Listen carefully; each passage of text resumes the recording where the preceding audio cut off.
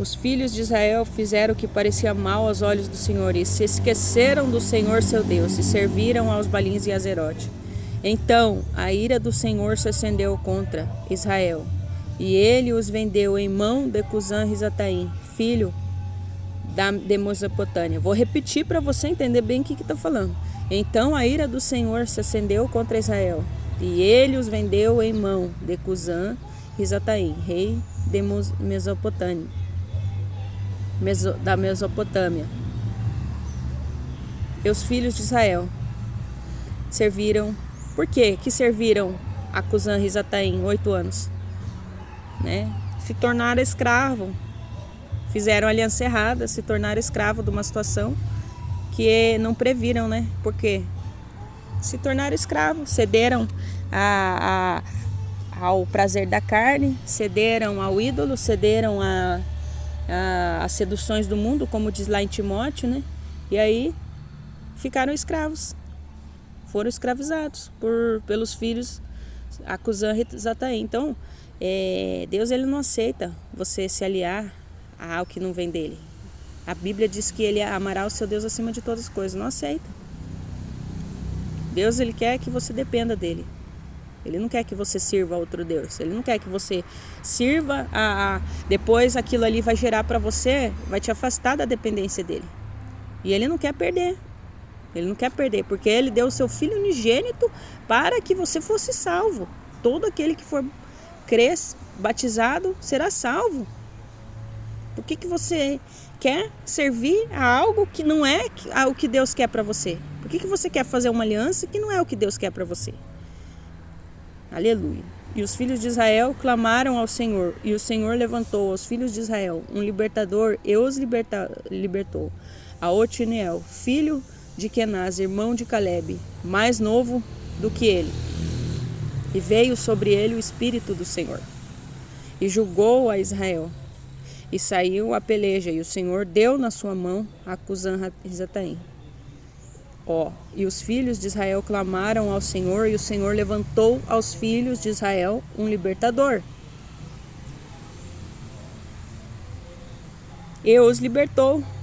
A Otiniel, filho de Kenaz, irmão de Caleb, mais novo do que ele.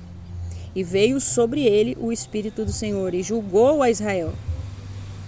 Para você ter discernimento numa situação, você tem que estar na direção da sabedoria do Espírito Santo. Não tem como você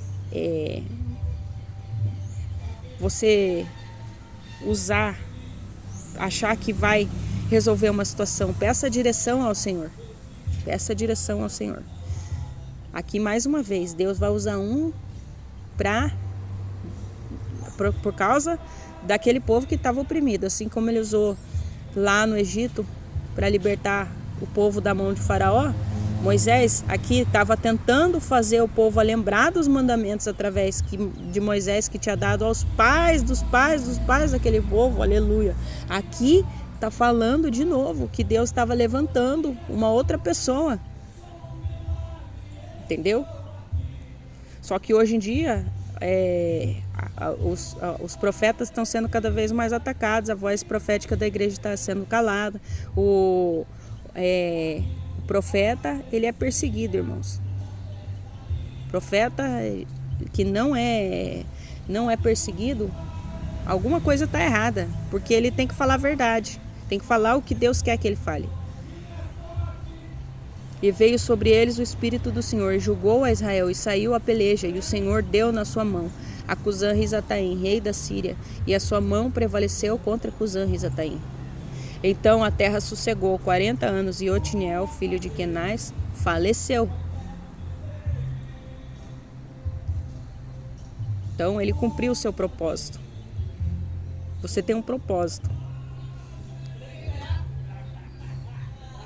Você vai viver até que esse propósito seja terminado. E não queira você tentar passar na frente de Deus, querer achar que você não está vendo, que Deus não está vendo quando você está passando aonde não é para você passar, porque a Bíblia vai dizer que tudo pertence a Deus. Ai daquele que toca no ungido. Então, se você está achando que você está na frente, né, de coisas que não é para você estar, e você acha que Deus não está vendo, Deus, ele está contemplando. Ele está contemplando o que você está fazendo. Ele está contemplando o que você está fazendo. A ele pertence a ciência de todas as coisas. Ele é onipotente, onipresente, onisciente. Revela aos seus filhos na terra e nada passa desapercebido dos seus olhos, porque ele faz estrado da terra para os seus pés pisar. Então, irmãos, às vezes a gente tem a sensação que tem coisas que você pode estar pensando, né? Ah, não, tudo bem, fuja das coisas que vão fazer você dar brecha. Fuja das coisas que vai fazer você dar brecha, entendeu? Fazer você dar brecha e para ídolos, fazer você se embebedar, porque a ira do Senhor é como um cálice. Ela é como um cálice, ele é tardio em irar, mas ele contempla tudo. Então nós temos que temer. O princípio da sabedoria é temer o Senhor, irmãos.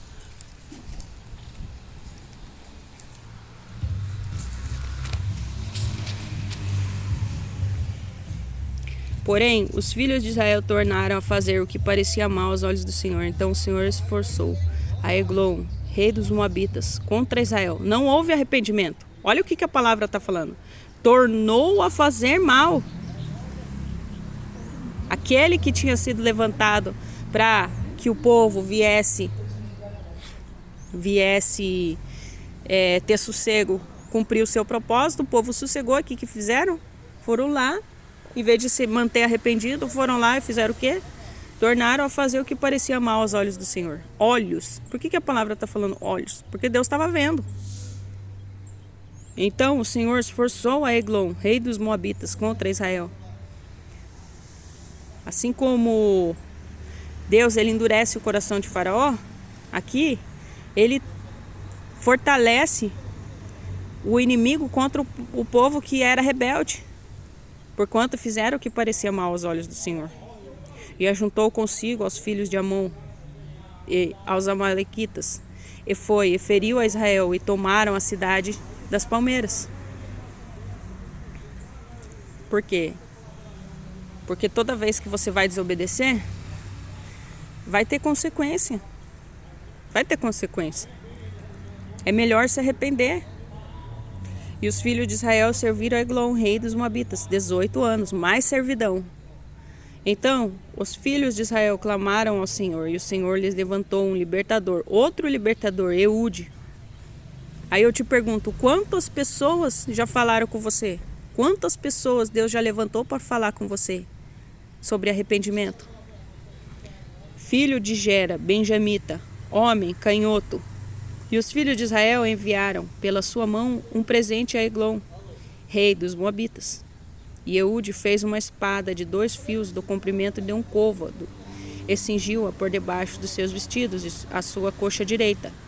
E levou aquele presente a Eglon, rei dos Moabitas.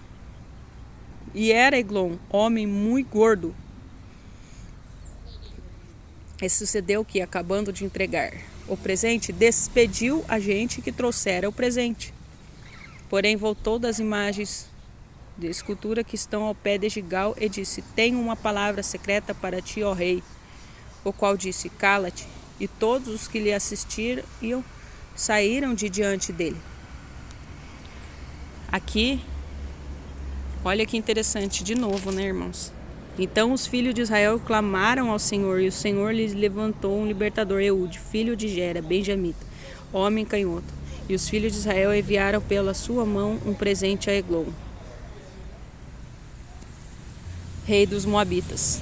Eude fez uma espada de 2 fios do comprimento de um côvado, e cingiu-a por debaixo dos seus vestidos à sua coxa direita, e levou aquele presente a Eglon, rei dos Moabitas. E era Eglon homem muito gordo. Através de uma suposta aparente